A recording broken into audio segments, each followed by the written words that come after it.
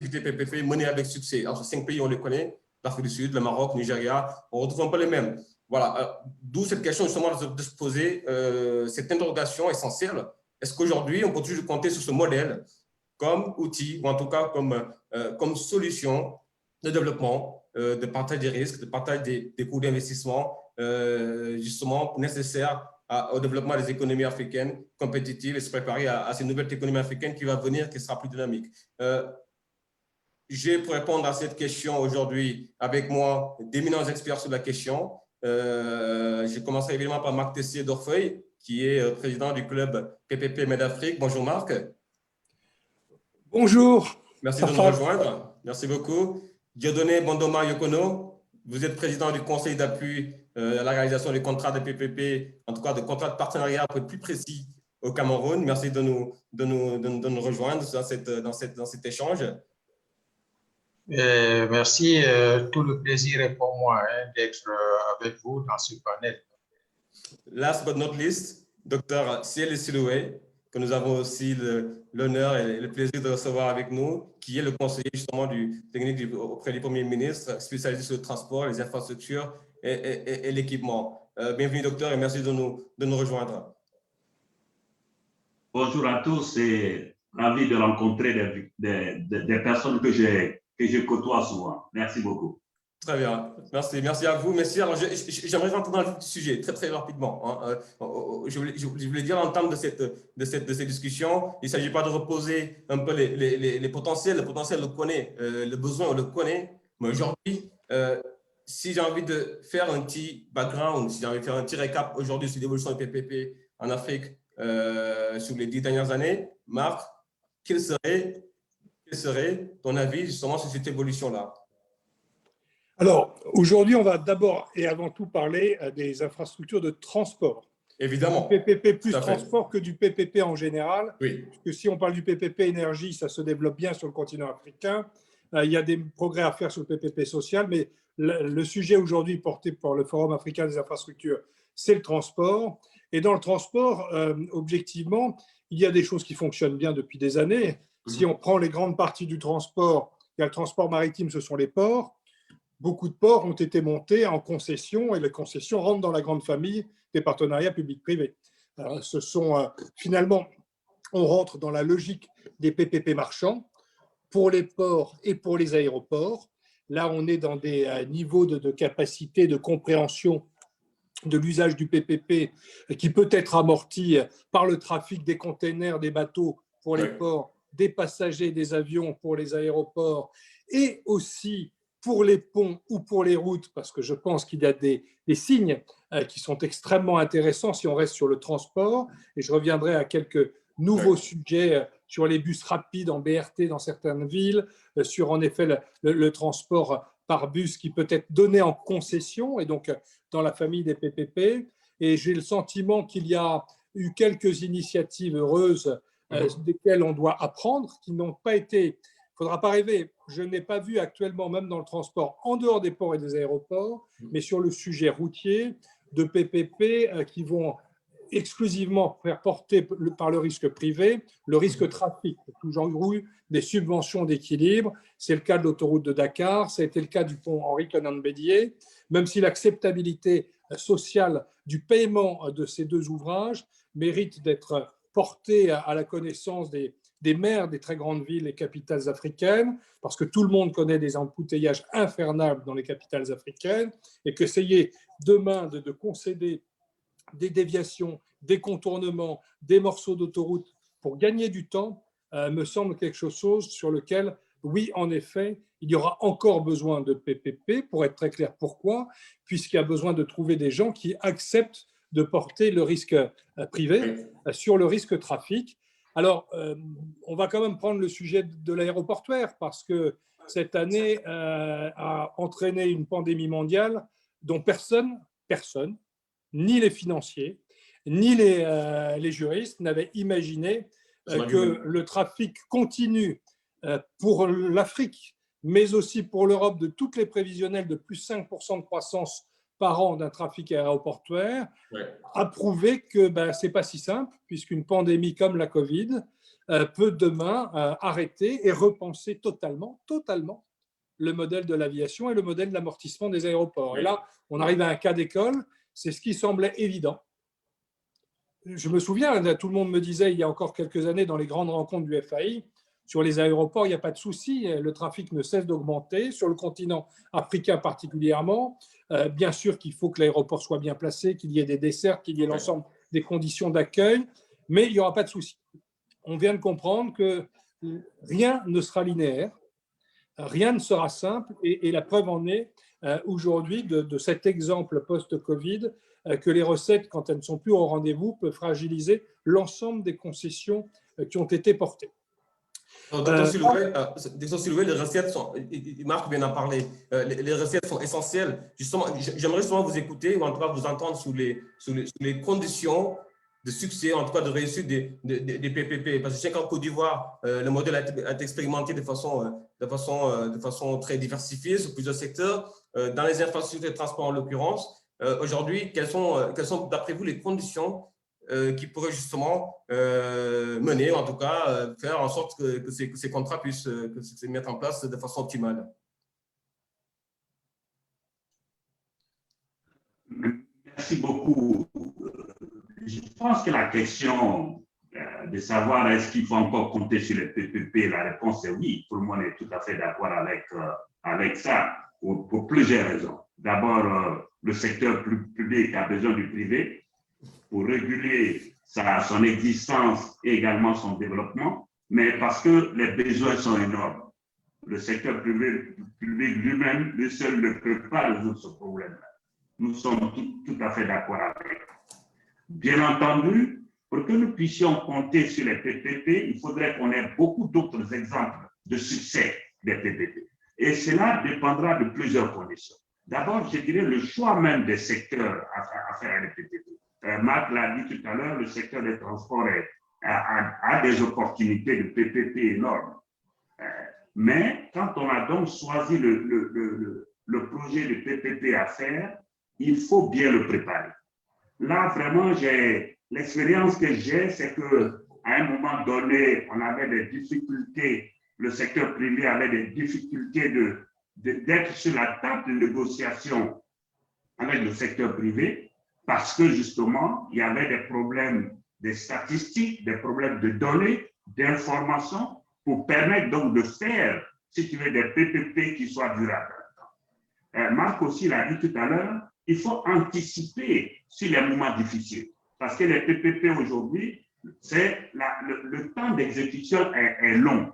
Et par conséquent, la vie n'est pas linéaire. La COVID-19 est venue nous donner un exemple concret sur ce que nous avons prévu il y a 2 ans et les contraintes aujourd'hui que nous sommes en train de faire. Donc, à mon avis, est-ce que ça suppose une flexibilité, une agilité dans la conception des projets, dans le montage des projets, dans les textes aussi de loi? Exactement. Et c'est là que je voulais en venir, c'est que ces moments de force majeure, il faudra que dans nos contrats de PPP, nous puissions en tenir compte. Parce que la vie, encore une fois, n'est pas linéaire et ne pas anticiper cela pose problème. J'aurai peut-être l'occasion de vous parler de ce qui s'est passé lors de la COVID ici pour le pillage sur le pont, le 4e pont d'Abidjan, même sur le secteur de l'eau et de l'énergie. Ce sont des choses, à mon avis, qu'il faudra tenir compte dès qu'on commence à parler des PPP. Très bien. Alors, Dieudonné Bondement, le Cameroun est quand même aujourd'hui assez bien positionné sur ce type de contrat, surtout dans le domaine du transport. Vous venez à peine d'inaugurer, je pense, en tout cas de signer un contrat pour la réalisation d'une autoroute avec un acteur chinois sur la base de ce modèle. Où en est le Cameroun aujourd'hui dans l'expérimentation des PPP dans le domaine du transport? Il faudrait peut-être juste mettre voilà, votre micro, comme ça, très bien, parfait. Voilà, donc je vous remercie beaucoup. Cette table ronde me donne l'opportunité effectivement de partager quelques éléments relatifs à l'expérience que nous avons en matière de partenariat public-privé. Et vous parlez là du secteur du transport au Cameroun. L'avantage, effectivement, c'est que le Cameroun, depuis plus d'une dizaine d'années à une législation qui est spécifique au PPP. Et à partir de là, des projets peuvent se mettre en œuvre. Les taux récents qui ont été contractualisés concernent effectivement une autoroute et puis la modernisation des postes de péage sur l'itinéraire des routes bitumées au Cameroun. Et ce que je dois dire, c'est que la situation dans laquelle nous vivons a complètement modifié le timing de contractualisation des projets en partenariat public-privé. Ce timing n'était déjà pas court. Maintenant, avec la situation sanitaire que nous connaissons, il s'est davantage rallongé. Et pourquoi il s'est davantage rallongé? Parce que, vous savez, nous avons une technologie formidable aujourd'hui, hein, comme celle que nous utilisons dans le cadre de ce panel. Mais dans une négociation des termes d'un contrat, les acteurs ont parfois besoin d'être en présentiel parce que les débats nécessitent des interactions qui sont fluides. Alors que dans le cas présent, on a interrompu quelquefois les négociations parce qu'il faut aller référer à la hiérarchie quelque part. Et donc, la situation de COVID a davantage rallongé la contractualisation des projets en PPP. Et il faut espérer que nous puissions véritablement en sortir si nous voulons mettre le PPP au cœur de notre développement. Et ça m'amène donc à répondre de façon claire et nette à la question qui est posée. Oui, nous devrons encore compter sur le PPP malgré la situation actuelle. Nous devrons compter sur le PPP parce que les besoins sont restés les mêmes au niveau des États. Sinon accentués. Voilà, absolument, tout à fait. Simplement, il faut une adaptation à la situation actuelle. L'adaptation, ce serait laquelle? Ce serait une adaptation au niveau des modèles financiers. La rentabilité d'un projet en PPP dans un contexte de COVID peut ne pas être la même que la rentabilité du même projet hors contexte de COVID. Et donc, forcément…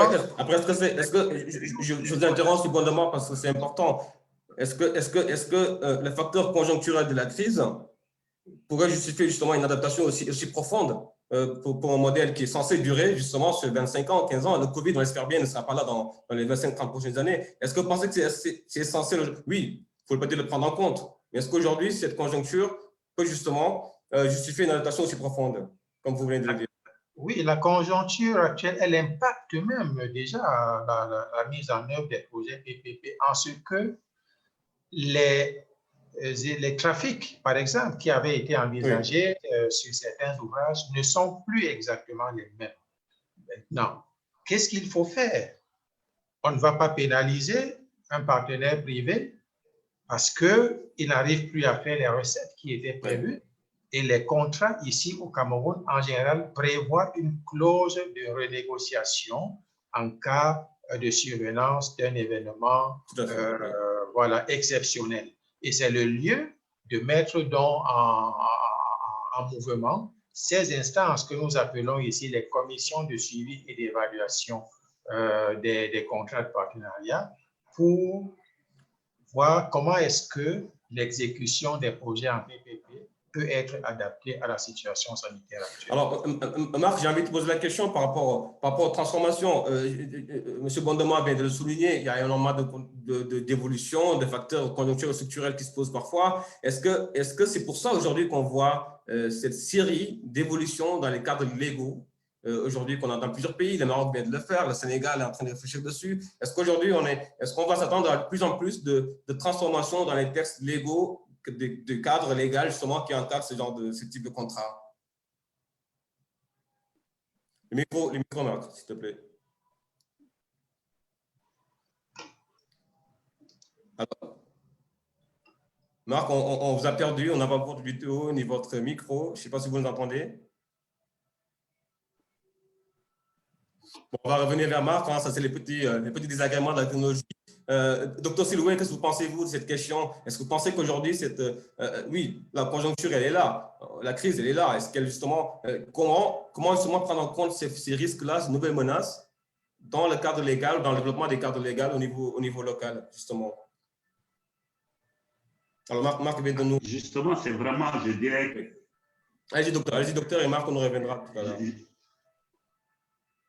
D'accord. Donc, je disais que la COVID est venue nous rappeler que quand on conçoit un projet, un contrat dans la durée, il va falloir se donner les jalons pour pouvoir s'adapter. Et là, même la notion de force majeure doit être pour nous un élément important, surtout pour les PPP. Il va falloir définir clairement le rôle de tous les acteurs quand il s'agit de force majeure comme ce que nous venons de faire.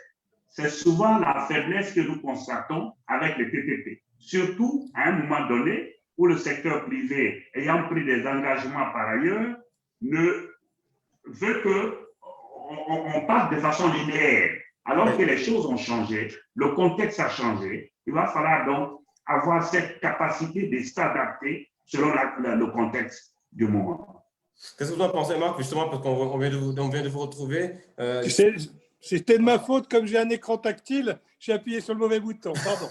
Écoutez, ça arrive, hein, c'est des nouvelles… Non, j'entendais ce que vous disiez, et je crois qu'il ne faut pas l'analyser comme ça, mais simplement, oui, il y a eu beaucoup d'évolutions législatives ces temps-ci, mais elles ne sont pas liées au Covid. Oui, pas forcément. Tout à fait. Il faudra peut-être, comme le dit Dieudonné et Dr Siloué, repenser des cadres à l'aune de ce qui s'est passé aujourd'hui. Moi, je crois que si beaucoup de pays, le Maroc notamment, a fait évoluer son cadre, c'est qu'il y a eu beaucoup de pédagogie autour du PPP. Absolument. Et par contre, le Maroc a décidé que les collectivités locales seront éligibles, et c'est ça qui a pris du temps, plus une clause de revoyure. Nous travaillons tous ensemble, Dieudonné, docteur, avec le Forum africain des infrastructures, avec le club, pour avoir porté depuis près de 5 ans la nécessité, d'abord et avant tout pour réussir des PPP, d'avoir un cadre législatif clair et prêt. Et je crois qu'aujourd'hui, tous les pays sont en train de l'avoir. Et c'est ça qui fait que, en effet, que ce soit au Sénégal, que ce soit d'ailleurs au Congo-Brazzaville, où j'ai animé un symposium il y a peu de temps, le cadre est en train d'être affiné, mais est en train d'être stabilisé. Au Maroc, il va être définitif. Donc, les choses sont prêtes, ça prend du temps. La matière législative et juridique, je pense que la plupart des États aujourd'hui ont intégré, ce qui n'avait pas toujours été le cas, le PPP social dans leur catégorie. Je reviendrai d'ailleurs quand même sur le fait, notamment sur les infrastructures de transport, qu'on flèche immédiatement sur les DSP, les concessions, par l'usage et le paiement du trafic. On peut aussi utiliser le PPP social pour la route et les routes secondaires africaines. Je reviendrai dessus, j'en ai l'intime conviction. Et pour l'instant, personne ne l'a encore fait. Donc c'est un débat qui est ouvert. Mais en effet, ces évolutions législatives, c'était le cas aussi en Guinée-Conakry, qui ont aujourd'hui un cadre stabilisé, qui a démarré en 2016, puis voté en 2019, avec aujourd'hui une nouvelle équipe. Et j'insiste sur un point politique, si je peux me permettre, c'est qu'on arrive dans certains pays, c'est le cas pour beaucoup d'entre vous, à ce que des élections aient eu lieu depuis 1 an ou juste maintenant, et c'est le moment d'y aller sur les PPP. Parce qu'on a des quinquennats ou 6 ans et on est dans le temps pour sortir des projets, pour les instruire et les réaliser et les livrer. Donc on a un timing politique, un cadre législatif qui est prêt, des élus qui viennent d'être élus. Et je prendrai cet exemple. Vous voyez, on a eu un échange à peine lundi dernier avec le ministre Gabriel Kurtis de Guinée-Conakry. Ils viennent d'être réélus et sur 9 projets en PPP, je les cite, il en a 4 sur lesquels il cherche des investisseurs dans le domaine du transport, le projet de construction d'une autoroute côtière Conakry-Gassongam, un plan de déplacement urbain, Dieudonné connaît bien ça, pour Conakry et le Conakry Express, un projet en bus rapide de transit et la construction et la gestion d'un nouvel aéroport. Donc, voilà, aujourd'hui, il y a des pays qui sont en train, pour des raisons politiques, de se redire on lance, on a besoin d'argent. Donc, c'est un appel aussi aux investisseurs. Et nous, on essaiera tous ensemble de les accompagner, puisque je sais que et le docteur en a parlé tout à l'heure pour la Côte d'Ivoire, et malgré la pandémie, le pont Henri Konan Bédié est un cas d'école extrêmement intéressant pour beaucoup d'autres capitales africaines qui auraient besoin de ponts. Je pense au fameux pont qui n'existe pas, qui sera peut-être ferroviaire entre les deux rives du Congo. Il en faudra un. D'ores et déjà, l'UMOA a prévu de le faire en PPP. C'est aux États de définir leurs besoins, mais derrière, on aura toujours besoin d'argent privé. Vous le savez comme moi, malheureusement… On aura besoin d'argent, mais surtout de rassurer aussi. Il faudra rassurer les investisseurs privés. C'est important. Bien sûr, mais dans l'analyse d'un PPP en amont, s'il y a un risque de trafic qui peut être mesuré, je mets ce qui vient de se passer sur l'aérien, mais même sur le routier et le Covid entre parenthèses. J'ai presque envie de dire que je ne suis pas juriste, mais j'écoute quand même beaucoup de choses. L'évolution de la Covid, et le docteur Silvé l'a rappelé tout à l'heure, mais c'est vrai pour tous les pays, fait qu'il faudra en effet que des cas de force majeure, s'ils arrivent, puissent être traités en termes de droit pour rassurer. Et imaginez, moi j'ai presque une solution qui devrait être négociable avec les États dès maintenant pour les concessions existantes. C'est d'être sûr de pouvoir, parce qu'il y a une parenthèse d'1 an, voire de 2 ans sur le risque trafic, que la concession soit d'allonger d'office de 2 ans pour la fin du contrat dans 20 ans ou dans 25 ans. Ce qui fait que les investisseurs… C'est une sorte de compensation. Il faudra trouver une solution. Sur la durée du contrat. Oui. Relativement simple pour imaginer, rassurer le privé et éventuellement étaler sur ces 25 ans plus 2 ans les remboursements du non perçu pendant cette période-là, quitte à ce que sur le partage des bénéfices, puisqu'il y en a dans toutes les concessions transport, il y a un partage sur les bénéfices, qu'ils puissent être repensés pour éponger ces dettes, parce que sinon plus personne n'ira prendre des risques. Alors, moi, je suis sûr et certain, là, j'ai l'impression en tout cas qu'il y aura un avant, un après Covid, c'est sûr. Oui. Sur les PPP au niveau des transports, c'est secondement. Vous partagez cette impression-là, mais oui, j'ai l'impression qu'en tout cas, cette crise, parce que de toute façon, dans la définition chinoise de la crise, on la connaît tous, il y a la partie risque et la partie opportunité. Est-ce qu'aujourd'hui, on est dans la partie opportunité pour les PPP en transport en Afrique aujourd'hui? Est-ce qu'on peut dire ça par rapport à le contexte actuel qu'on vit? Alors, disons que s'agissant du PPP, il a toujours été une opportunité pour le développement de nos pays. Hein. Oui. Vous savez, le PPP, comme on le dit, c'est une approche qui est complémentaire à ce que nous appelons ici le marché public.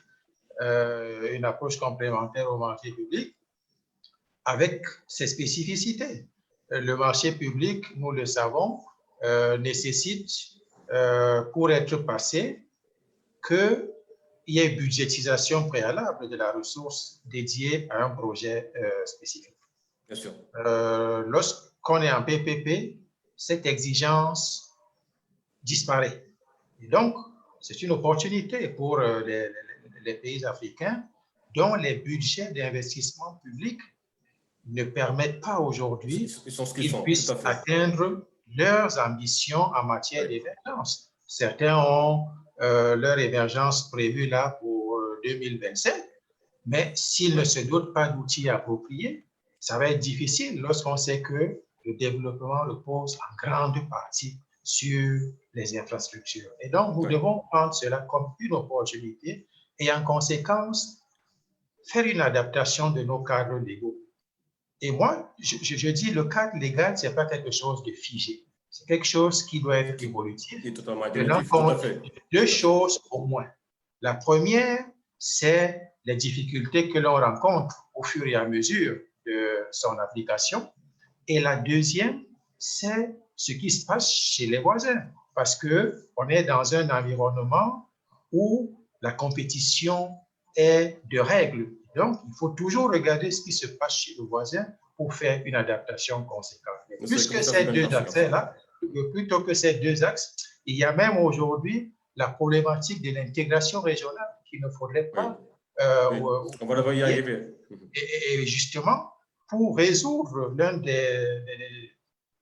un élément clé dans l'intégration régionale, notamment l'intégration physique, il faudrait qu'on mette l'accent sur le PPP et à partir de là, la révision des cadres légaux au plan régional devrait être un point important des politiques économiques en Afrique. Ouais, ça soulève une autre problématique, c'est celle de l'harmonisation des textes au niveau régional. Et ça va être quelque chose à laquelle on sera confronté, en tout cas avec la perspective de la ZLECAf. On va peut-être en parler tout à l'heure.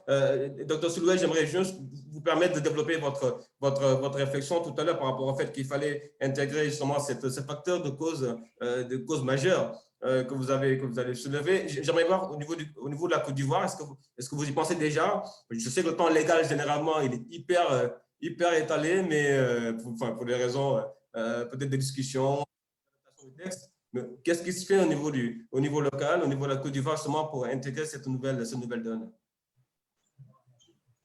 Merci beaucoup. Je pense que là, ça me permet même d'élargir le débat sur l'évolution, si tu veux, l'évolution des PPP dans nos pays. Oui.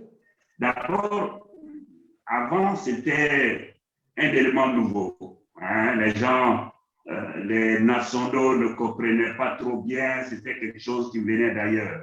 Mais aujourd'hui, je peux assurer qu'il y a quand même une certaine prise de conscience au niveau national de la nécessité de faire les PPP. Il y a une certaine, je dirais, des renforcements des capacités. On a dit tout à l'heure sur le plan institutionnel, on a un comité national de PPP chargé justement de gérer, si vous voulez, de se servir de l'expérience et de pouvoir bâtir quelque chose qui puisse être tenable dans la durée. Ça, c'est quelque chose, à mon avis, qui est important. Ce qui est aujourd'hui inquiétant, c'est qu'il ne faut pas que la COVID vienne faire de nos pays des pays à risque avec, bien entendu, l'impact, les conséquences sur les coûts des PPP. Oui. Parce que vous savez bien, aujourd'hui, quand un bailleur de fonds ou bien le secteur privé arrive dans le pays, sous le prétexte qu'il y a des risques, on a donc des coûts qui, effectivement, posaient problème au niveau des PPP. La notion de risque, aujourd'hui, je ne veux pas que les gens prennent pour prétexte cela. C'est une pandémie mondiale. Ça peut arriver n'importe où. Ce n'est pas pour ça qu'il faut nous pénaliser pour pouvoir augmenter les coûts. Je pense également, pour résoudre cela, il faut que nos nationaux eux-mêmes fassent des projets de PPP. Marc peut le dire, mais au début, on avait des PPP venant du secteur privé extérieur. Il faut que nos nationaux aujourd'hui puissent se servir de ce mode de financement de nos projets pour pouvoir faire réduire non seulement les coûts, parce qu'eux, ils apprécient mieux le risque du pays par rapport à quelqu'un d'autre qui arrive, qui au moindre, je ne sais pas, à la moindre grève quelque part, nous classe dans les pays à risque. Donc, je pense que les forces majeures, on ne peut plus s'en passer. Il faut mettre des guidelines qui permettent au secteur privé et au secteur public de se dire que la situation a changé. L'hypothèse, on ne l'avait peut-être pas prise en compte dès le départ. Maintenant, c'est des choses qu'il faut le prendre en compte. L'exemple du quatrième pont d'Abidjan. Pendant la COVID, les trafics ont diminué jusqu'à 41%, voire même inexistant à un moment donné. Oui. Et je peux vous assurer que l'État de Côte d'Ivoire, compte tenu des engagements qui ont été pris, la société de péage a été dédommagée entièrement. Parce que l'État de Côte d'Ivoire a pris des engagements et cette hypothèse de Covid n'ayant pas été prise en compte, a donc pris ses responsabilités. Et ça, moi qui vous parle, qui est effectivement le président du comité de suivi de la convention du quatrième pont, on a donc la preuve que l'État de Côte d'Ivoire a payé intégralement le manque à gagner aux concessionnaires. Voilà un peu, je dirais, ce qui devait nous interpeller pour qu'on puisse prendre en compte ces éléments dans notre PPP. Oui. Alors, le contenu local, Marc, Dr Siloué l'a rapidement évoqué, mais c'est vrai que c'est important. Aujourd'hui, comment faire justement en sorte que le niveau local, que les nationaux puissent aussi tirer un peu le parti de cette dynamique autour des PPP. C'est extrêmement important. Il ne s'agit pas seulement de concéder, en tout cas de faire construire des projets par des acteurs essentiellement étrangers, il faut qu'on le dise. Hein. Mais il y a aussi énormément de problématiques de transfert de savoir-faire, de transfert de contenu, surtout aux acteurs locaux. Comment vous voyez ça en quelque sorte? Comment cette intégration peut se faire intelligemment? Alors, l'idéal, au-delà, bien sûr, de l'accompagnement des PPP avec le 4e P, qui est partenariat public-privé et participation des concitoyens, puisqu'un PPP doit quand même se faire dans un dialogue. Moi, je pense qu'à terme, il faudrait, et là, je me tourne vers les financiers, vers les spécialistes, mais aussi les États, qu'on puisse lever des fonds d'accompagnement du grand public, de l'épargne, qui serait fléchée sur demain des grands projets. Alors, soit de l'épargne directement, on crée un fonds dédié à un projet et on demande à ceux qui ont de l'épargne de côté et de l'argent de côté d'y aller. Alors, vous savez comme moi qu'il y a des fonds d'investissement africains, qu'il y a de l'épargne dans les assurances, que les assurances sont de plus intéressantes. Qu'on ne mobilise pas tout le temps, on peut le dire. Aujourd'hui, mais avoir de l'épargne directe, trouver un vecteur qui dise demain on va faire une autoroute pour traverser comme à Dakar au Cameroun, à Yaoundé, et si on veut, voilà les garanties que va donner l'État, voilà les rentabilités, on est en recherche de lever 10 milliards demain, 100 milliards en francs CFA, et faire un appel, comme ça a été fait pour quelques grands projets dans des mécaniques traditionnelles. Ça, ce serait formidable, parce qu'on est relevé. Je me souviens du patron des caisses d'épargne européennes, françaises, mais qui, lui, voulait faire la même chose avec, en invitant les épargnants africains sur le continent européen à mettre de l'argent dans les infrastructures, puisque beaucoup redonnent de l'argent au pays et leur disant on va prendre 10% de votre épargne, est-ce que vous êtes prêts à la flécher dans les infrastructures? Pourquoi pas faire la même chose? Et là, par contre, ça n'existe pas encore. C'est totalement à créer pour essayer d'accompagner, et je ne demande que ça. Et je me suis même mis à rêver, c'est un sujet sur lequel je ne travaille pas du tout, malheureusement. C'est une autre forme de concession, ce sont les mines. Et je me suis dit, mais finalement, une mine, quand on la concède, il faut 1 milliard d'investissements. Mais les rentabilités sont énormes. Et si on demandait à tous les Africains de mettre 1 euro chacun dans une mine africaine pour pouvoir lever 1 milliard, demain, il y aurait des propriétaires africains qui auraient des retombées après-demain. Et ça, je pense qu'il faut se réinventer pour qu'une partie de l'épargne africaine soit dedans. Ouais. C'est un parti pris, peut-être qu'il faut assumer totalement au niveau des États. Simon Demar, je vous ai vu approuver. Vous avez peut-être un avis sur ça? Oui, en fait, moi, lorsque j'approuvais, c'était dans le volet relatif au transfert des compétences, parce que c'est un volet important que vous avez évoqué tout à l'heure là, lorsque vous passiez la parole à Marc. Le transfert des compétences, c'est quelque chose de fondamental dans ces projets de PPP. Et d'ailleurs, Marc a souligné le caractère participatif nécessaire à tout projet PPP. Maintenant, il faut bien qu'on se le dise, ce n'est pas parce qu'on est dans le PPP qu'on va aussi faire des projets, j'allais dire, au rabais, sous prétexte qu'il faut une sorte de préférence orientée vers des opérateurs précis. Il faut qu'on fasse très attention. Oui. C'est un système qui est hautement compétitif, il est hautement concurrentiel, et si l'on voudrait se doter d'ouvrages de qualité, il est bon que l'on puisse sélectionner des opérateurs de qualité. Maintenant, cette question de transfert de compétences, au cas où, au niveau de la sélection des opérateurs principaux, on ne retrouverait pas des prestataires locaux, il y aurait toujours une possibilité d'introduire des clauses de sous-traitance à l'intérieur des projets. Et l'exemple du Cameroun peut être partagé ici. Le Cameroun qui est, à travers une circulaire du Premier ministre, a imposé une proportion de 30% en matière de sous-traitance dans tous les projets de contrat de partenariat. Donc ça permet au moins qu'on garantisse à l'expertise locale une participation à la mise en œuvre des projets. J'ai l'impression que la préférence nationale se décomplexe. Hein. Il y a une sorte de décomplexe qui se pose sur cette question-là. Et c'est ce que je constate en tout cas au niveau du Cameroun avec ces chiffres.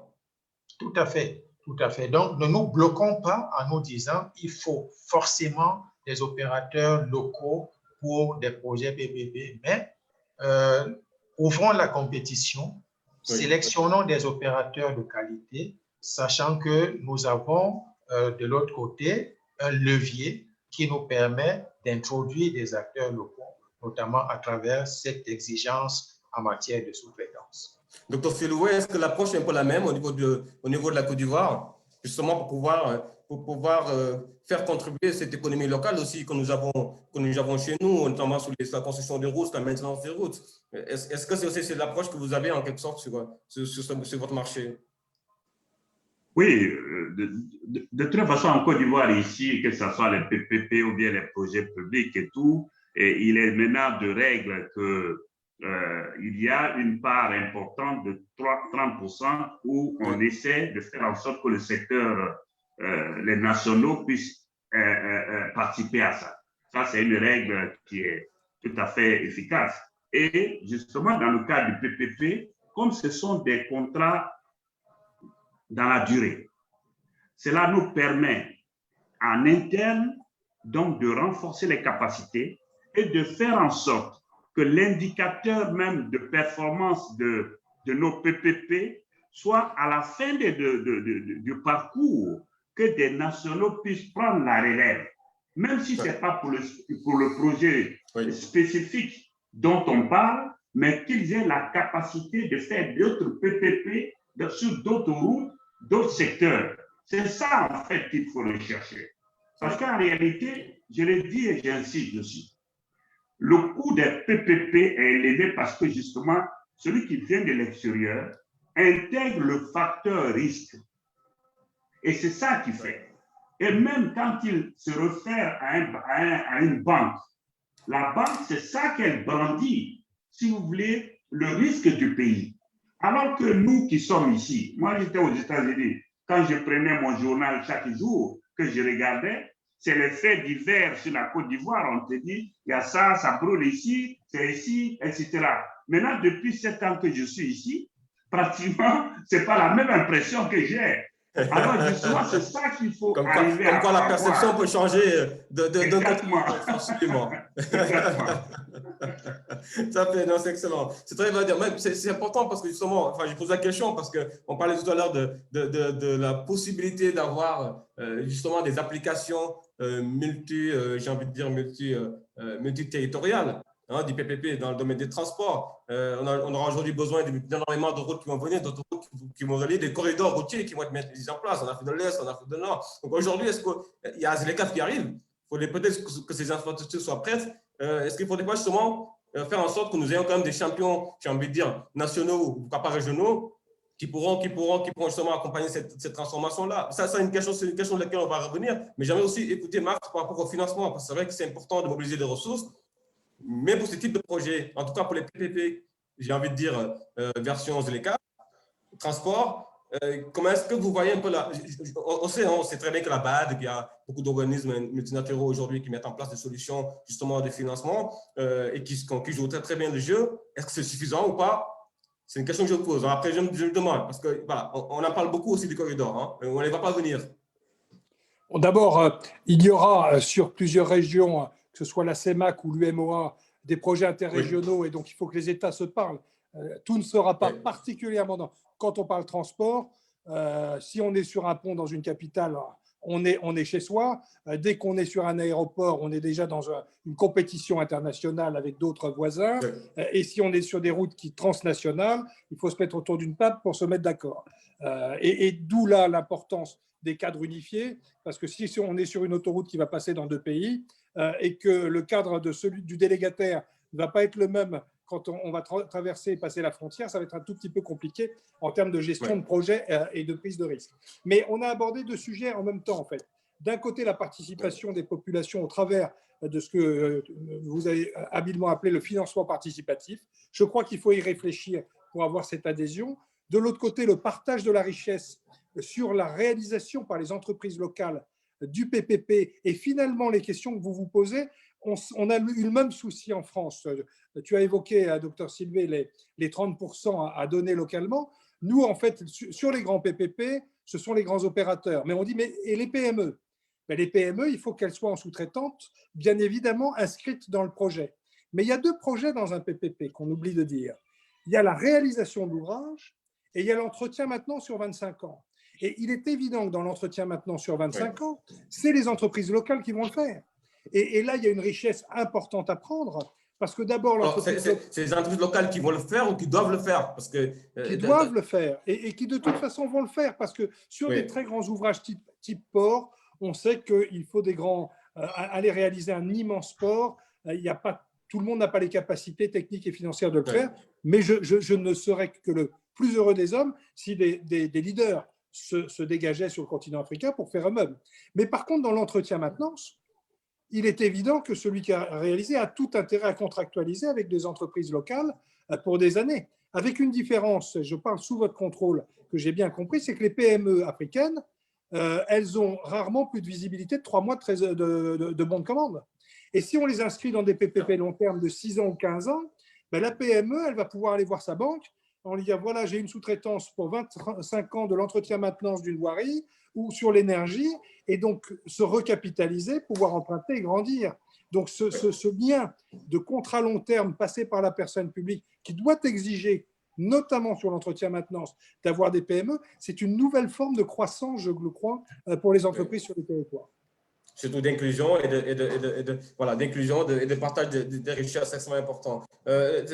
Monsieur Bondoman, on a beaucoup parlé du financier, et surtout de la capacité des États à mobiliser les ressources, en tout cas des structures institutionnelles à mobiliser les ressources. Est-ce qu'aujourd'hui, au niveau du Cameroun, quelle est l'implication du secteur financier, ou en tout cas du secteur institutionnel, j'ai envie de dire, dans le financement de ce modèle de partenariat? Alors, je vais y arriver, mais je voudrais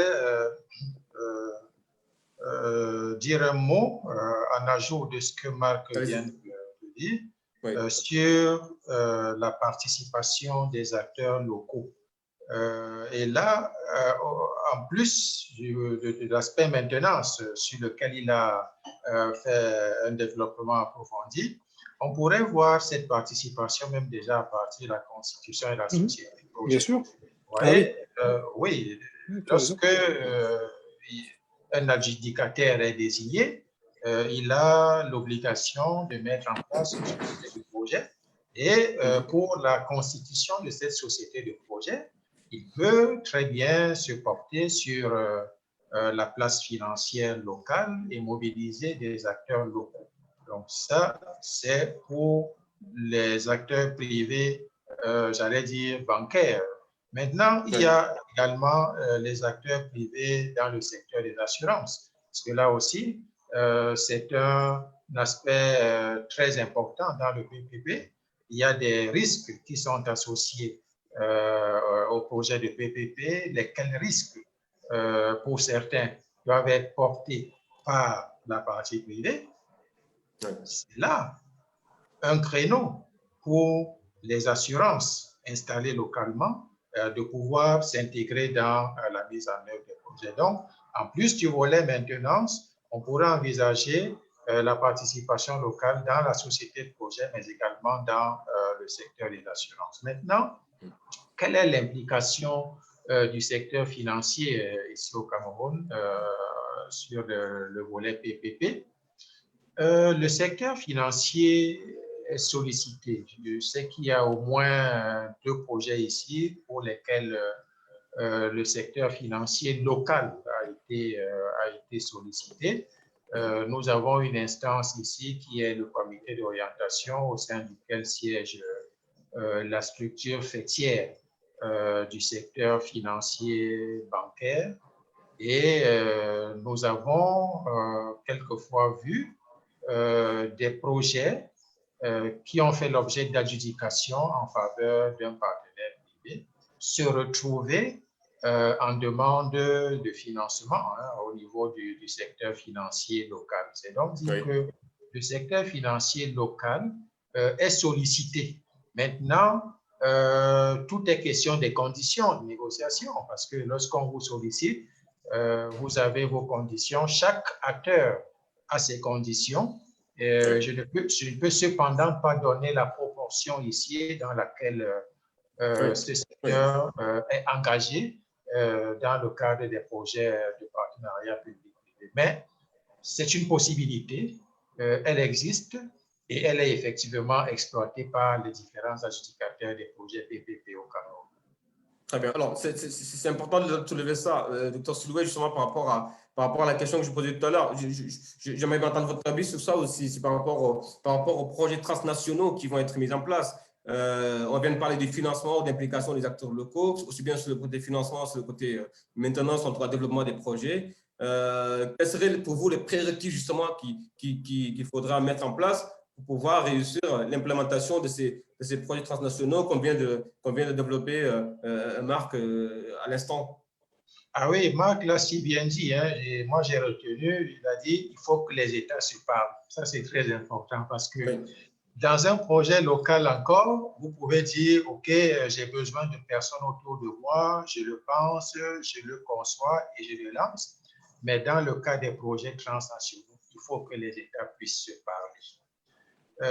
Ils vont se parler pour se dire quoi? Ils vont se parler déjà pour identifier même les projets devant faire l'objet d'une réalisation. Parce que chacun voudra avoir peut-être le plus de projets sur son territoire, mais dans une optique africaine, il faut que les responsables au niveau le plus élevé puissent se parler pour identifier quels sont les projets les plus à même d'avoir un effet de levier sur le développement de l'Afrique. Et Dr. Siloué, ce dialogue, il est essentiel d'après vous, hein?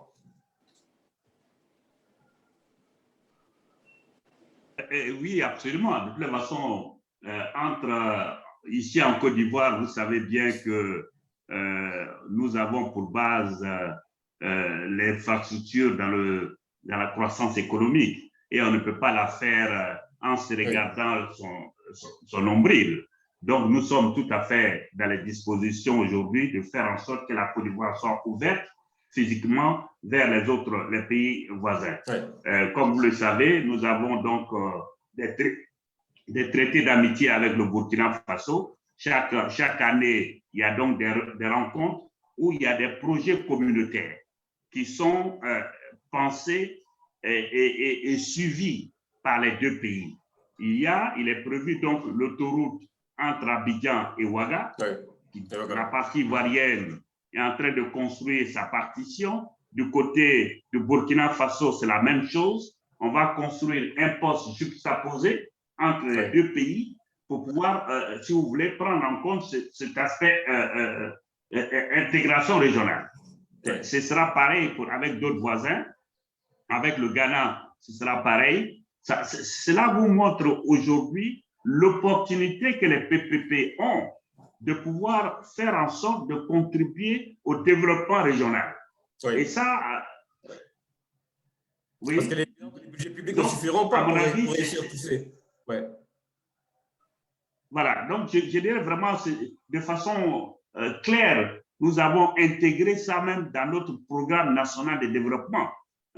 Comment prendre en compte les potentialités sur le plan du marché, de l'élargissement du marché régional pour le développement durable de notre pays. Donc ça, c'est quelque chose de tout à fait faisable. L'exemple concret que je vous ai donné, c'est donc l'autoroute Abidjan et Ouaga qui fait l'objet de discussions de suivi des deux États une fois qu'ils se rencontrent avec la construction donc de péage, du moins le poste juxtaposé de la. Alors, il y a cet aspect-là, mais il y a aussi l'aspect je l'évoquais tout à l'heure, par rapport à l'implication des organismes internationaux et multilatéraux. Aujourd'hui, Marc, j'aimerais bien avoir son avis sur ça. Est-ce qu'on a fait assez, est-ce qu'on n'a fait pas assez, est-ce qu'on peut en aller beaucoup plus loin? Je sais que la BAD est énormément, en l'occurrence la BAD, en tout cas, puisqu'on parle de l'une des principales sur le continent active dans ce domaine, a énormément investi et c'est tout à son honneur, a investi énormément dans ce secteur pour soutenir les projets PPP. Est-ce que c'est assez? C'est jamais assez, hein. C'est jamais suffisant. Mais aujourd'hui, est-ce qu'il faut pas justement redonner une autre dimension à l'implication des bailleurs de fonds et des acteurs multilatéraux, justement, panafricains? Les bailleurs de fonds ne pourront pas se substituer à la volonté politique des États. C'est sûr. Donc les projets, ils seront passés par les États eux-mêmes ou par le dialogue, comme vous venez de le dire, entre les chefs d'État pour décider d'avoir des... c'est pas un bailleur de fonds d'aller dire il serait peut-être bien de faire une autoroute entre tel lieu et tel lieu. Par contre, ce qui est certain... Après, ils peuvent suggérer l'opportunité. Ils peuvent suggérer, il peut y avoir des offres spontanées. D'ailleurs, docteur et Dieudonné, oui, il faut qu'il y ait le dialogue, bien sûr, entre les chefs d'État pour tout ce qui est interrégional en matière de... Mais on peut aussi, et je vais le faire la semaine prochaine, devancer les dialogues publics avec le privé. Vous voyez, la semaine prochaine, je vais rencontrer la Banque nationale de Mauritanie. Le privé avance beaucoup plus vite que le public. Du coup. Vous le savez que la Mauritanie va partager avec le Sénégal les profits du gaz. Ils réfléchissent d'ores et déjà avec le Sénégal à une autoroute entre Nouakchott et Dakar. Et la semaine prochaine, puisque je réfléchis comme vous, moi, au risque trafic qui doit s'organiser, j'organise une rencontre entre la Banque nationale de Mauritanie et le patron des patrons du Mali en disant, si jamais cette autoroute a lieu, réfléchissez d'ores et déjà au business qu'il peut y avoir d'un côté ou de l'autre pour avoir des camions qui vont en profiter et pouvoir avoir de la circulation. C'est de l'intérêt public, parce que sans trafic, il n'y aura pas de projet. Mais si en amont, on réfléchit déjà à quels sont les logisticiens qui peuvent se mettre d'un côté et de l'autre de l'autoroute et anticiper les besoins publics, on est réellement au cœur du dialogue public-privé. Et là, je pense qu'on a un rôle à jouer. Mais pour les bailleurs de fonds, je les ai sentis, lorsqu'on a démarré, cher Dieudonné, on s'est rencontrés il y a déjà 10 ans. Il y avait un peu de réticence sur les PPP à une période. Il y a eu ensuite les périodes où les bailleurs de fonds, oui, aux PPP marchands, dès lors qu'ils sont bancables et sans risque. Oui. D'accord, ça c'est facile. Et puis aujourd'hui, une telle besoin, vous l'avez très bien exprimé tout à l'heure, de soutien et de projets en matière d'infrastructure indispensables à la croissance économique, il n'y aura pas le choix. Et donc, ils vont venir en accompagnement. S'ils veulent venir en proposition, tant mieux. Si des gens qui ont des idées veulent passer par la BAD, par la BEI, par la Banque mondiale pour porter un projet qu'ils ont en tête, eh bien, pourquoi pas. Mais c'est évident que ce dialogue entre les uns et les autres, cette anticipation aujourd'hui, il faut essayer de l'accélérer. On a de bons modèles. Personne n'ira financer quelque chose qui ne sera pas bancable et qui est trop à risque, c'est évident. Mais on connaît quand même aujourd'hui, et avec le post-Covid un peu plus qu'hier. Après, aucun port du monde n'est à l'abri demain d'un tsunami non prévu. Aucun. Donc voilà, les risques, ils existent. Il faut les anticiper pour pouvoir s'adapter. Alors, on a écouté l'exemple de la Côte d'Ivoire pour ce dialogue que vous avez vous-même évoqué, M. Bondema. Au Cameroun, comment ça se fait? Est-ce que vous réfléchissez justement avec vos voisins, j'ai envie de dire, frontaliers, pour justement définir des projets d'infrastructure transnationales? Alors, tout d'abord, un mot sur l'implication des multilatéraux dans la dynamique des partenariats publics-privés. Je vois cette implication à deux niveaux au moins. Un niveau soft et un niveau que je pourrais appeler hard. Le niveau soft consisterait à davantage préparer les acteurs.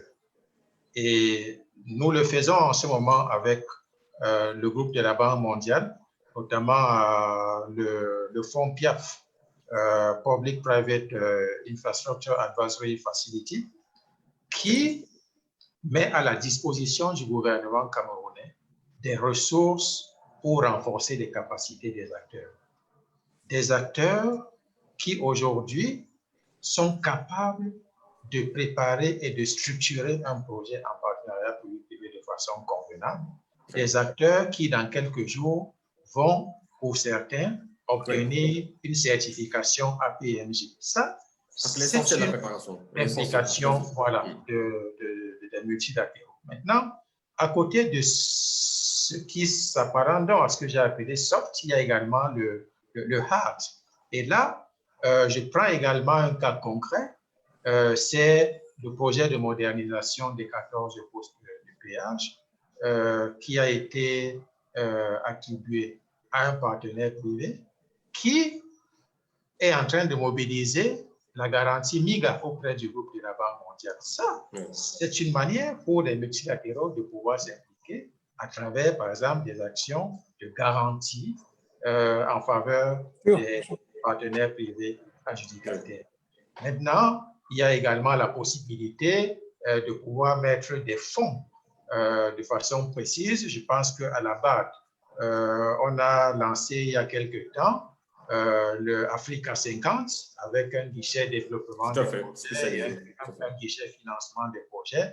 Là aussi, c'est une façon pour cet acteur-là de pouvoir davantage s'impliquer dans la réalisation des projets en partenariat public-privé dans nos pays. J'en viens maintenant à comment est-ce que les choses se passent avec nos voisins. Avec nos voisins, le dialogue se déroule dans le cadre communautaire, puisque nous appartenons à une communauté, la communauté économique et monétaire de l'Afrique centrale. Et vous avez dû suivre au cours des périodes récentes l'implication de Marc dans une mission de la CEMAC qui avait séjourné à Paris justement pour sensibiliser les acteurs sur les projets intégrateurs de la CEMAC. Ce que je n'ai pas dit, Dieudonné, c'est que je devais venir à Yaoundé voir les ministres de la CEMAC pour prolonger ces discussions. Ça se fera après le Covid. Voilà. Mais si on attend après le Covid, Marc, fais-le en digital, fais un webinaire. Non, mais il souhaitait, c'était lors d'une réunion de la CEMAC, il continue. Voilà, il y a donc déjà une dynamique. Le docteur, secrétaire général de la CEMAC, m'a dit, venez à Yaoundé, je souhaite que vous veniez à une réunion des ministres de la CEMAC pour parler des PPP. J'ai dit, dès que je peux, je viens et je me calerai et je compte le faire en 2021, dès que c'est possible. Il y a donc déjà une dynamique. Il y a donc déjà une dynamique à cet effet, comme vous l'entendez, et les projets ont été clairement identifiés. Ils ont été présentés aux bailleurs de fonds et dans une logique toujours intégrative ou intégratrice, au niveau de la CEMAC, on continue à travailler pour mobiliser davantage de partenaires privés pour le financement de ces projets. Très bien. En tout cas, Dr Sulouet, c'est peut-être l'occasion ou en tout cas l'opportunité de se projeter un peu sur l'avenir. J'ai envie de dire, aujourd'hui, si on doit retenir un peu les leçons de ce qui se passe, et c'est les leçons aussi de 10 ans d'expérience au niveau de la Côte d'Ivoire, au niveau de l'Afrique, en termes de mise en place des projets PPP dans les transports. Comment vous voyez ou comment vous envisagez un peu les prochaines étapes qui feront justement, qui compléteront un peu ce puzzle, hein, j'ai envie de dire, parce que c'est clair que les choses évoluent et ils continueront à évoluer parce qu'il y a d'autres acteurs et d'autres défis qui vont nous rattraper. Mais voilà, comment est-ce que quels sont les prochains chantiers, quels sont les chantiers urgents ou en tout cas importants qu'on devrait mettre en place justement dans le cadre du PPP et surtout dans le financement? Oui, avant de répondre à la question, je voulais revenir un peu sur l'implication des bailleurs de fonds dans les projets régionaux. Je dois rappeler, là, je parle pas au nom de la banque, mais comme je connais un peu la maison, il y a quand même au niveau de la banque un département qui s'occupe de l'intégration régionale. Et dans ce département, demande d'ailleurs à ce que les pays se regroupent en termes au niveau régional pour pouvoir accéder à des fonds. Une fois que vous avez démontré la capacité ou bien la justification d'un projet régional, vous avez donc des ressources additionnelles qui vous permettent de résoudre cela. Et la Côte d'Ivoire attend justement profiter de cela en ayant des projets régionaux avec la banque. La BAD aussi, je crois également, j'avais un compatriote à nous qui s'occupait effectivement des projets d'intégration régionale. C'est une fenêtre à nous, au niveau des PPP, de démontrer la faisabilité, la rentabilité économique de ces projets. Mais je peux comprendre qu'effectivement, avec le timing des PPP, la banque, les bailleurs de fonds vont regarder 2 fois. Parce qu'eux, ils ont des projets d'une durée restreinte, alors que nos PPP sont dans la durée. Il va falloir donc intégrer cela. Sinon, il y a la fenêtre ouverte pour pouvoir effectivement utiliser cela. Alors, en ce qui concerne comment les choses vont évoluer au niveau de la Côte d'Ivoire, nous avons mis en place, et le gouvernement, sur le plan politique, a mis en place un comité national PPP. Ça veut dire qu'on est en train de mettre la base pour la durée. Il y a un certain nombre de projets qui sont aujourd'hui en discussion. Et moi, je fais partie souvent des comités de négociation et je me rends compte de l'évolution sur le plan de la capacité des Ivoiriens à pouvoir faire des projets PPP. Dans la discussion, parce que c'est important, je le dis souvent, la préparation des PPP, c'est là où le bas blesse. Quand vous n'arrivez pas justement à avoir les nationaux pour prendre en charge cette négociation-là, forcément, il peut y avoir des problèmes, il peut y avoir le secteur privé, il peut prendre le dessus financièrement pour se rendre compte. Même le pont, le 4e pont dont on parle, aujourd'hui, on se rend compte effectivement, on risque de pouvoir rembourser ça avant la durée de la convention. Parce que justement, on avait vu les choses de façon pessimiste. Alors que quand vous regardez tous les économistes vous disent aujourd'hui, c'est vrai que le trafic induit, nous avons du mal à l'intégrer. Dans un pays en développement, dans nos pays en développement aujourd'hui, quand on crée les conditions de se déplacer, les gens se déplacent. Aujourd'hui, nous dépassons largement les conditions de trafic que nous avons. Et là, je pense que nous sommes dans une dynamique aujourd'hui de développer des PPP. Nous sommes en train de préparer avec la Banque mondiale un BRT qui va donc de la partie Est à la partie Ouest, où là aussi, il y a une opportunité qu'on est en train de faire pour que le PPP soit développé. Bon, Bart l'a dit tout à l'heure, au niveau du port, il y a un certain nombre de projets PPP qu'on développe à longueur de journée. Le métro est également en discussion, de faire partie des choses. Donc, il y a pas mal de possibilités de PPP aujourd'hui et je suis content qu'on ait commencé par mettre en place les fondamentaux parce qu'il ne faut pas anticiper les choses, il faut avoir la base nécessaire et j'encourage les Ivoiriens à vraiment s'impliquer dedans en prenant ça comme leur affaire pour réduire le problème de coût dont on parle souvent. Marc, un petit mot de la fin pour ouvrir un peu les perspectives par rapport aux évolutions des PPP en Afrique sur le transport. Non, alors je crois qu'on a dit beaucoup de choses et qu'on voit que, 1, il y a un besoin, 2, il y a des perspectives, 3, il y a un cadre juridique qui existe aujourd'hui, 4, il y a un sujet qui n'a pas été abordé, qui me tient particulièrement à cœur, c'est le PPP social dans le routier. C'est-à-dire utiliser le marché de partenariat à paiement public pour les routes régionales ou une route entre la capitale et une préfecture. Parce que ça, c'est une intime conviction, mais j'y arriverai un jour en Côte d'Ivoire, au Cameroun, on va convaincre un jour un ministre des Transports.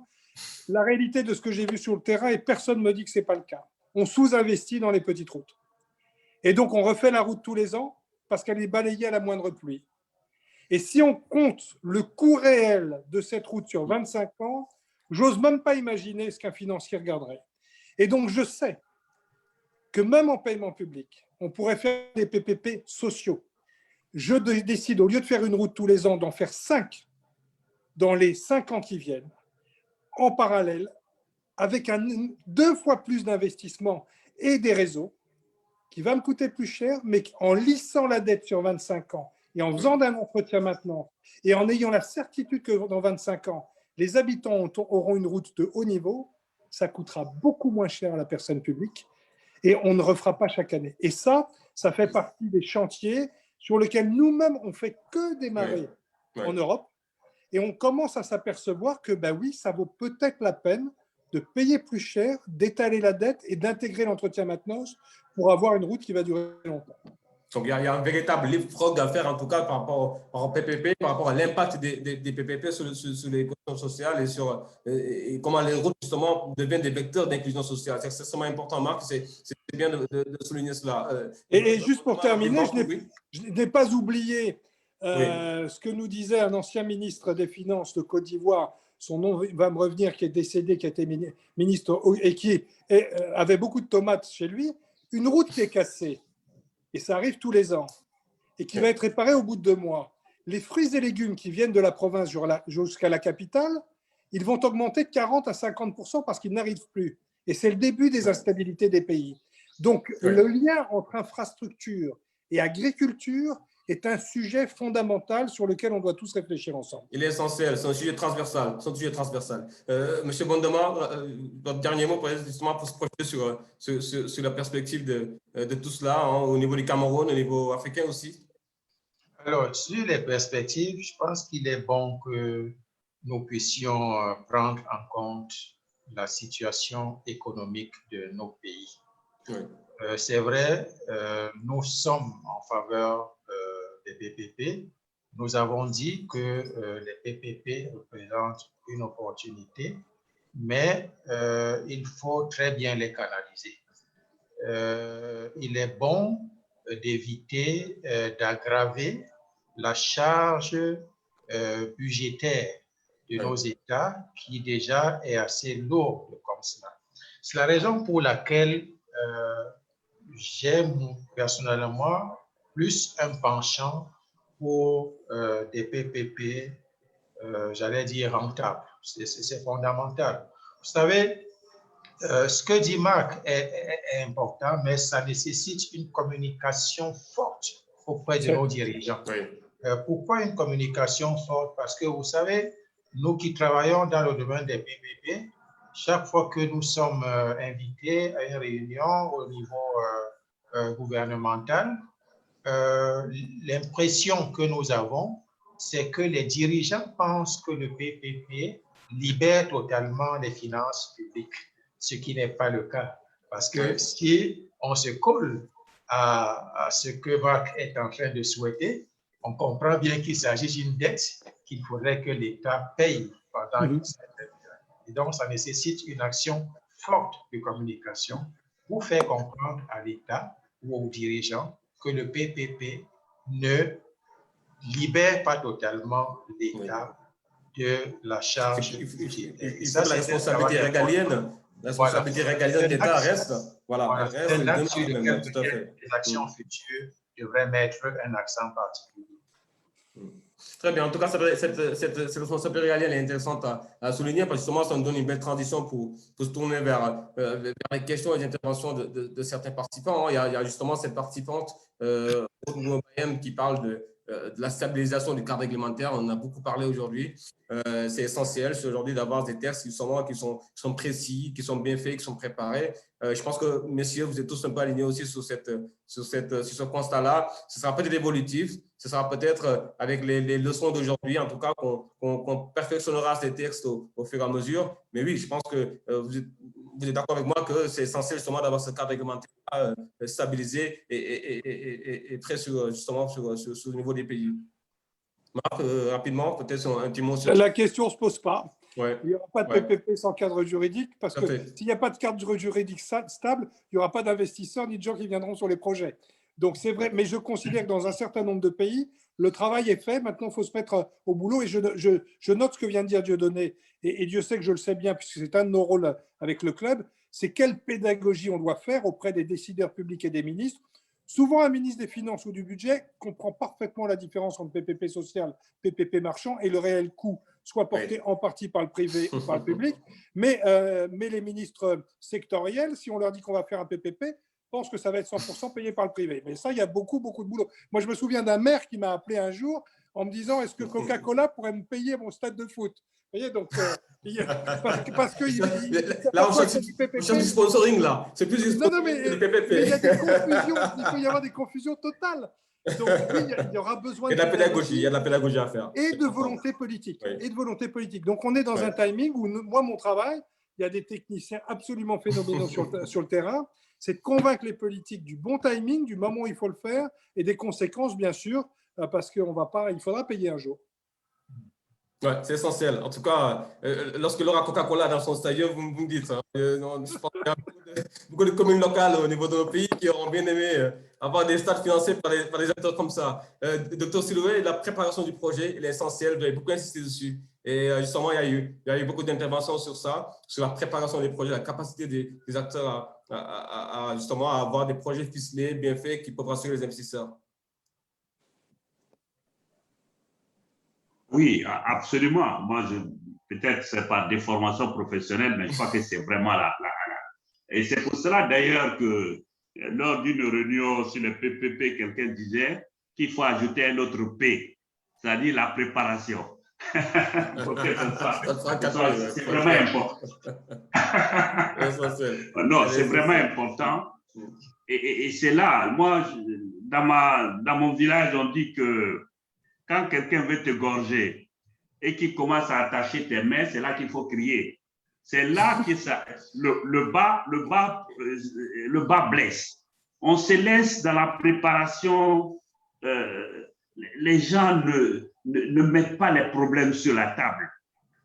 Et quand on fait un contrat, vous voyez bien lors des négociations, ceux qui parlent le plus lors des réunions, du moins des comités de négociation, ce sont les juristes. Ils t'attachent les bras et après, tu ne peux plus dire quelque chose après, quand le cas, il faut exécuter le contrat. Donc, c'est ça, à mon avis, c'est important que la préparation soit bien faite, que les nationaux sachent où ils veulent aller, envoient les informations nécessaires pour pouvoir ne pas commettre l'erreur de faire engager leur pays dans la durée. Et moi, je pense que c'est vraiment important. Si quelqu'un l'a souligné, je suis tout à fait d'accord avec lui. Alors, il y a une remarque aussi de monsieur Monsef Ziani du Constat international, hein, parce que c'est quand même assez pertinent à souligner, puisqu'il parlait justement des freins au développement des PPP dans le domaine du transport en Afrique. Et il nous suggère justement, pour répondre pour nous parler de ces freins-là, que les projets proposés, je cite, les projets proposés au secteur privé au PPP sont très peu rentables, on a discuté, et nécessiteraient pour devenir attractifs d'importantes contributions de l'État. Subventions.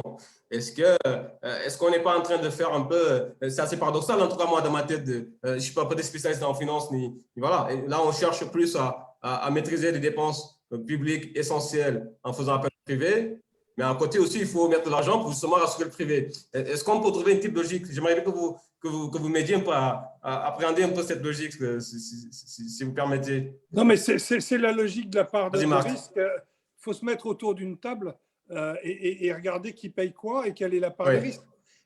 C'est assez rare, en tout cas pour le moment, pour ce qui est de l'autoroute de Dakar, le public a financé 60% de l'investissement initial en trouvant soit des dons, soit du financement de la part du public, et le reste porté par le privé et l'exploitation était à 40%.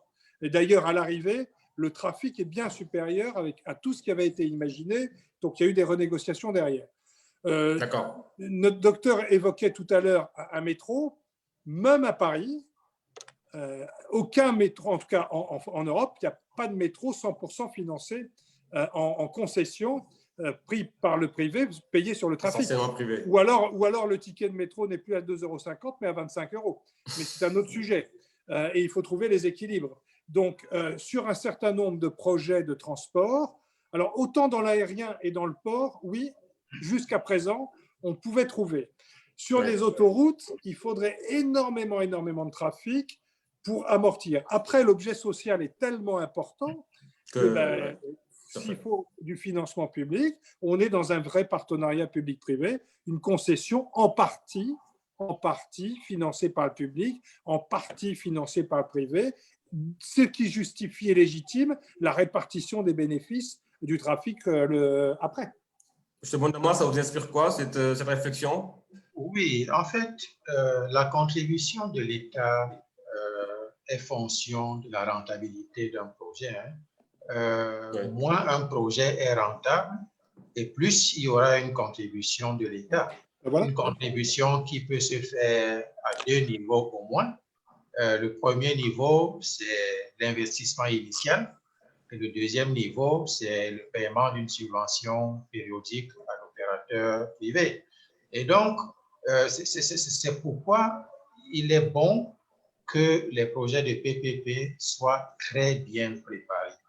Il faut qu'ils soient très bien préparés et en fait, l'entrée même dans la procédure de PPP, c'est la disponibilité d'une étude complète de faisabilité qui permet de savoir quels sont les bénéfices ou pertes que dégage ce projet. Et à partir de là, on peut déterminer quelle est la contribution de chaque acteur entre le partenaire public et le partenaire privé. Maintenant, il n'est pas tout à fait obligatoire qu'il y ait une forte contribution du partenaire public. Il y a des projets ça, pour c'est lesquels la peut-être une question de rentabilité degré, c'est une question de voilà. proportion. Voilà. Voilà. Il y a des projets pour lesquels la rentabilité étant très élevée, on peut ne pas avoir de participation du secteur public.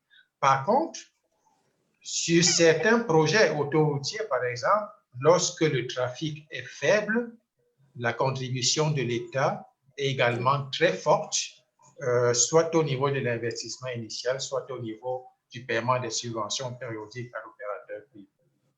Oui. Ouais. Alors, il y a un autre participant, d'ailleurs, j'en profite pour les remercier, hein, parce qu'ils ont été très actifs sur les réseaux, justement, par rapport à la thématique. Merci de nous avoir suivis. Alors, il y a M. Mamles Fall qui relativise un peu le fait que les projets ne soient pas très rentables, en tout cas au niveau du continent, mais que le problème fondamental reste l'organisation du cadre. Bon, on en revient encore à la discussion du cadre juridique qui est important, et parce que justement, il y a une stabilité politique qui fait que parfois ce cadre n'est pas forcément très fiable et ne reste pas longtemps intouché. Mais oui, en tout cas, ça répond aussi ça rejoint aussi la partie où on discutait justement de l'importance du cadre juridique pour la réussite de ces projets-là. Docteur Suloué, je ne sais pas si ça vous inspire quelque chose, vous, un petit commentaire sur ça? Oui, un petit commentaire, d'accord, mais je voulais quand même insister sur le fait que la question dont on vient de parler tout à l'heure, en réalité, ce que l'usager a tendance à nous reprocher au niveau des PPP, c'est que une fois qu'une route est sélectionnée pour faire un PPP, l'État, le secteur privé met tellement d'efforts qu'ils oublient les autres routes environnantes. Ouais. Or, nous devons le savoir qu'on a des fleuves parce qu'il existe des rivières. Donc, il faudra que nous-mêmes, dans notre approche de PPP, une fois qu'on est en train de faire du PPP sur une route donnée, il faut que l'État s'assure que ses droits, ses devoirs vis-à-vis du réseau existant soient faits. Sinon, effectivement, on a l'impression que les PPP sont les enfants gâtés et on laisse les autres se dégrader. Ça, là aussi, il faudra qu'on ait ça dans notre approche à nous, hein, pour faire en sorte, même là, le BRT que nous sommes en train de faire à Abidjan, on s'est assuré que les voies de connexion, les voies de rabattement sont également prises en compte dans la conception du projet. Parce que si vous faites donc votre BRT en vous limitant au site propre, bien entendu, le trafic pour venir alimenter votre site propre va poser problème. Donc, nous avons pris en compte tout ça pour avoir quelque chose de tout à fait global et résoudre ces problèmes de dessert. Alors, le cadre institutionnel, je crois qu'on est tout à fait d'accord là-dessus, que de plus en plus, c'est quelque chose, je pense que Marc a fait un certain nombre beaucoup de travail dans ce sens-là, et il faudra que nous puissions partager, si vous voulez, tout ce qui est disponible pour que les pays qui sont intéressés puissent avoir ces éléments. On ne réinvente pas la roue, on peut l'adapter à nos contextes à nous. À nos contextes en réalité. Mais effectivement, il est important qu'on puisse avoir, si vous voulez, ces échanges-là de documentation et qu'on puisse avoir quelque chose de tout à fait solide pour l'avenir. Juste en une minute, pour rebondir à ce que vient de dire le docteur, parce que j'ai beaucoup aimé ce qu'il a dit sur les rivières et les fleuves et les PPP autoroutiers. Il ne faut pas oublier le reste. Juste un exemple très concret en France. Autour de nos autoroutes, il manquait 3 milliards d'investissements sur les routes secondaires qui arrivent. Donc, on est bien dans ton sujet. Et l'État, n'ayant pas d'argent, a décidé, certains ont hurlé, de donner 3 années de concession de plus à toutes les concessions pour récupérer 3 milliards et les mettre dans l'ensemble des routes qui arrivent aux autoroutes. Donc, et c'est pourquoi je le soulève, c'est parce que la manne de la concession et de la DSP autoroutière peut, tout simplement en décidant d'allonger la durée de concession pour récupérer de l'argent de la part du privé, financer des infrastructures 100% publiques. Donc, on peut aussi mélanger le PPP avec le besoin de social pour trouver un lien entre les deux. Ouais, c'est important, c'est essentiel. En tout cas, c'est aussi l'impression que j'ai avec cette remarque de Si Olivier, qui justement parle de la problématique avec les PPP sur le continent. Enfin, lui, il est parti vraiment sur notre niveau de discussion, c'est par rapport à la transparence dans le processus de sélection et de réalisation des projets. Bon, c'est très politique, vous me direz, mais voilà. Est-ce que, oui, c'est clair que c'est un prérequis en termes d'intégrité et de transparence essentiel justement pour la réussite de ces projets? Alors, la question de la transparence, elle est fondamentale. Elle est fondamentale. Il y va de la confiance des investisseurs. Voilà, non seulement pour la confiance des investisseurs, mais même également pour la qualité des ouvrages. Tout à fait. Parce que, vous savez, effectivement, la forte influence politique, dans certains cas, a quelquefois plombé la réalisation de certains projets parce qu'on s'est retrouvé avec des opérateurs sélectionnés, mais qui n'arrivaient pas à mobiliser les éléments ou les capacités techniques nécessaires pour respecter les délais qui leur avaient été prescrits. Et c'est la raison pour laquelle, vraiment, il est important qu'une procédure PPP soit transparente, qu'elle soit concurrentielle. C'est ça la condition même, comme vous l'avez dit tantôt, M. Fall, pour pouvoir mobiliser les investisseurs internationaux et surtout avoir le meilleur profil pour la réalisation d'un projet. Nos législations ont introduit la notion de gré à gré ou encore de dispense ou de, je sais pas moi, de négociation ou d'entente directe. Je dois dire que quelquefois, cela a des coûts que nous ne pouvons pas maîtriser à la fin d'un processus. Ce n'est pas pour remettre en cause l'utilité de l'action politique, mais c'est pour dire faisons très attention lorsque nous rentrons dans ces mesures dérogatoires à la concurrence. Assurons-nous tout de même que nous avons sélectionné le meilleur opérateur. C'est important justement de s'assurer qu'on travaille avec les bons partenaires. Alors, il y a une question de Mohamedou Habib Diakhaté qui nous dit, alors ça revient, il parle un peu des projets que Marc a évoqués au Sénégal par rapport à l'autoroute. Alors, les projets d'autoroute de l'avenir du Sénégal, en tout cas, étaient estimés à un usage de 10 000 usages par jour. Aujourd'hui, ils en sont à 80 000 usages. Alors, sa question à lui, c'est est-ce qu'il ne serait pas judicieux d'intégrer justement le partage des bénéfices en aval dans les négociations des PPP? Sur l'autoroute de Dakar 1, c'était prévu dès le départ. 2, comme en effet le trafic est supérieur à ce qui était prévu, l'État a renégocié au bout de quelques années la répartition des bénéfices. Ça fait partie des clauses de revoyure tout à fait normales. La question ne se pose pas.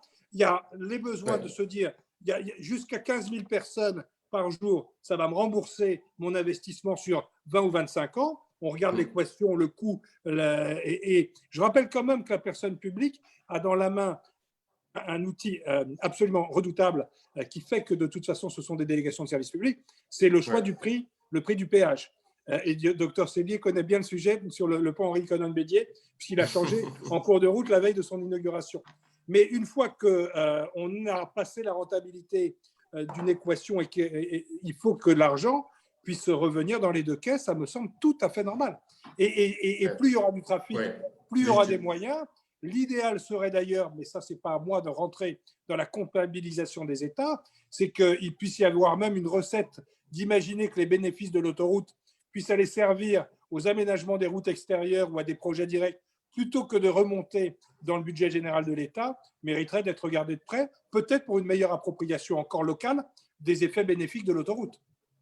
Bien sûr. Alors, docteur, j'ai une question que vous voulez directement adresser.